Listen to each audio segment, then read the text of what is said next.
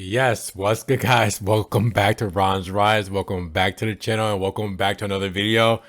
We've been waiting on this for such a long time. Now, I gave you guys some time. I wanted to make this video because I wanted to let the just wow factor hit you. Time to process everything that you saw in this new Alfa Romeo 33 Stradale and just kind of get your thoughts together, just kind of take it all in because I had to do the same. I made the first video, if you guys haven't already seen it on the channel, that was for statistical reasons, to get everybody the information to see the car, for new Alfa Romeo fans and whatnot.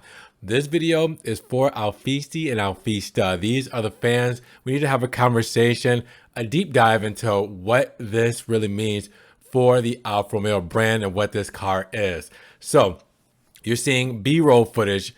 I didn't release really in the first video because I wanted to save for my deep dive conversation and first thoughts, first impressions of this car. And really, I've had a little bit of time to take some time and just kind of get my thoughts together. But this is a genuine, just me sitting down here, uncut, just talking about this car. Wow. Now, there's a couple things I want to touch on. Not everything's perfect, but this car is damn near perfect. And you guys notice that the spec here, the launch spec, is very similar to the same 4C33 Stradale, that limited edition of just 33 that was launched in the USA. I filmed one. It was on my channel, and it had the Rosa and the paint with the gold 5-hole wheels. Very similar to this spec here. So there's a whole, homage to the 33 Stradale and that spec and that livery that just kind of carries over through Alfa Romeo's history and their launches, which is great. Now let's talk about the launch. The launch was awesome. They had the F1 drivers there. They had the designers there, the CEO, everybody who worked on this car, the Bottega, which is the Alfa Romeo's Fear Series program that will be, just customizing this car for each of the 33 clients. They either get the ICE model or the BEV. How many of the 33 will actually be battery electric? Who picks that? Who knows? There might only be a few. I mean, maybe 31 people pick to have the ICE because the internal combustion engine is so important, and to have it in this car, they might want to have that piece of history. This might be one of the last big ICE models that Alfa Romeo ever makes. So I don't see too many BEVs coming up, but I know when you do see one of those show up out of the 33, they're definitely going to be one of those unicorns. Keep in mind also that there's only 33 of these and they were already sold out. I had talked to someone that had actually viewed the car around the same time they looked at the MC Extrema from Maserati, and they told me that the price ranges were pretty similar with that more than likely 7-figure price tag. For what you're getting here, I think it's worth it for me, but I'm not the person spending the money on it, so I can't say that, but it's very subjective. I can say anything's worth it when I don't have the money to buy it, but if I had the money, it would go here. Let's just say that. So with that said, some design cues are just very interesting, that are just very out of this world, that it's just wow. Cofango hood up front, clamshell in the rear, dihedral doors, glass roof. Look at those taillights. I mean, we already know that this is based off of the Maserati MC20. Whether anyone really says it or not, we already know. But that's okay, because the MC20 originally started off as an Alfa Romeo. So let's go back to that full circle moment here, right? I believe, allegedly, quote unquote, the Alfa Romeo model that is the 6C was going to be the MC20. Things got switched around, just like with the Alfieri concept being the Ferrari Roma instead of a Maserati. It all gets intertwined. Listen, the best 3 car brands in the world, trading parts, trading chassis, trading all that kind of stuff, we're okay with it as long as they're all involved together and producing vehicles like this. Why not? Speaking of carbon fiber chassis, keeping on with the design, you have carbon ceramic brakes that are optional. You have a lift system. You have Brembo brakes. I mean, all kinds of things. It's just, there's so much to this. I really like the headlight design as well. Look at that. That's really cool. And it really goes with the Trilobo up front that look like a bunch of just slashes together. I mean, the way they matched it, you can tell there is some MC20S style in the shape, but the rest of it, man, that's like strictly Alfa. They did such a good job to match up those lights with the Chalobo. It's such an intricate design. It's really just insane to see. I mean, the rear end looks so good. Quad pipes, carbon fiber rear diffuser. Those taillights are crazy. You have the glass over the clamshell. I mean, wow, look at the V-shaped to the hood. I mean, also you have the air intakes on the side for obviously cooling, carbon fiber on that.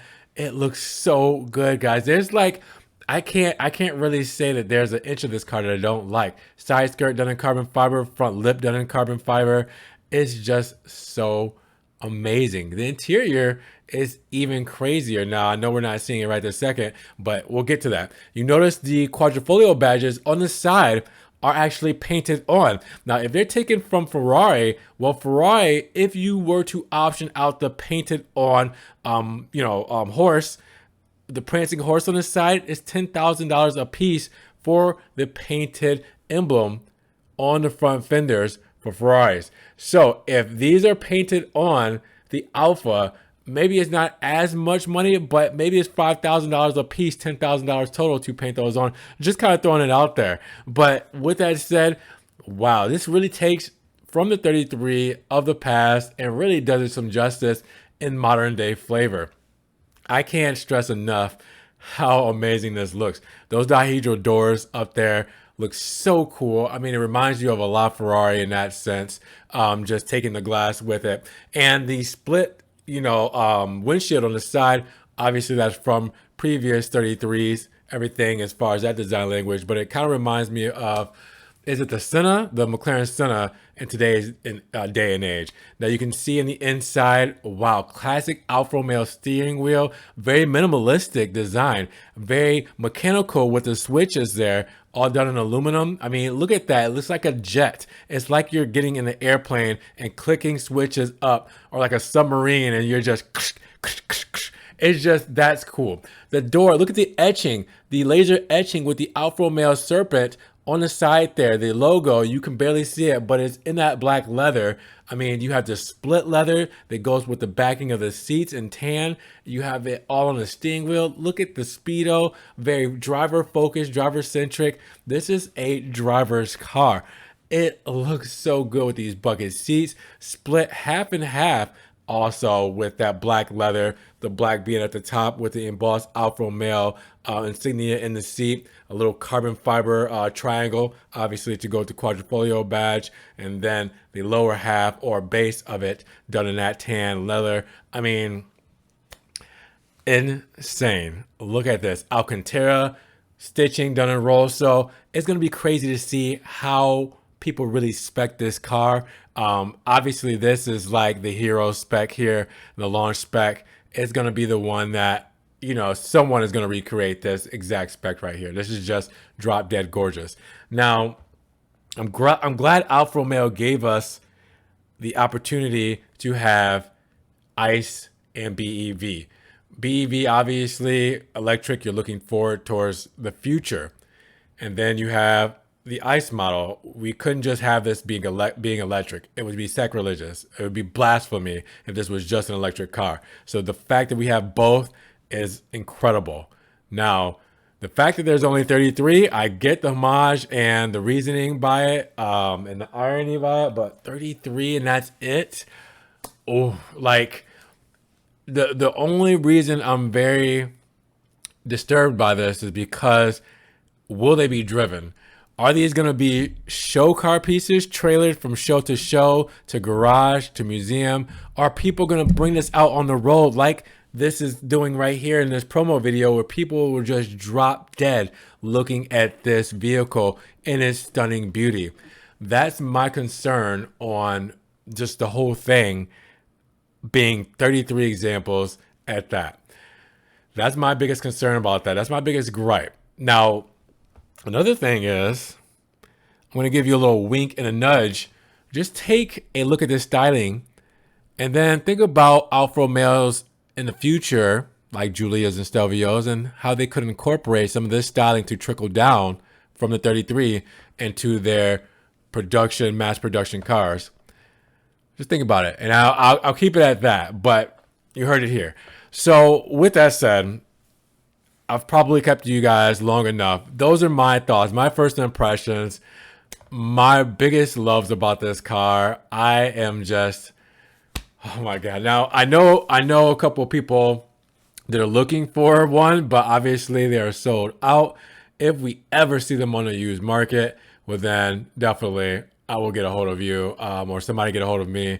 And maybe we can connect and make something happen. I would love to see one of these in person. So anyone here in the United States, if you have an allocation, if you can get a hold of this, please, please, please let me know.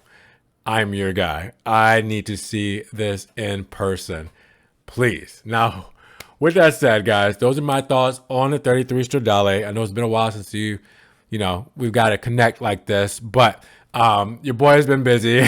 So with that said, I want to know your thoughts, the moment we've all been waiting for. This is a good way to end the month of August and start the Italian Grand Prix. Guys, the Alfa Romeo 33. Drop your comments down below. What do you think about this car? Price tag, potential price tag, the styling and design, the options between BEV or ICE. I mean, everything that we know about this car. What are your thoughts? Drop those comments. And if you guys did enjoy the video, give it a big thumbs up. If you guys want to help further support the channel, check the links down in the description below. One-time link donation for my PayPal, Cash App, Venmo, and my Patreon. Now you guys be safe, have a great day, and we will talk to you guys in the next Ron's Rise video. Peace.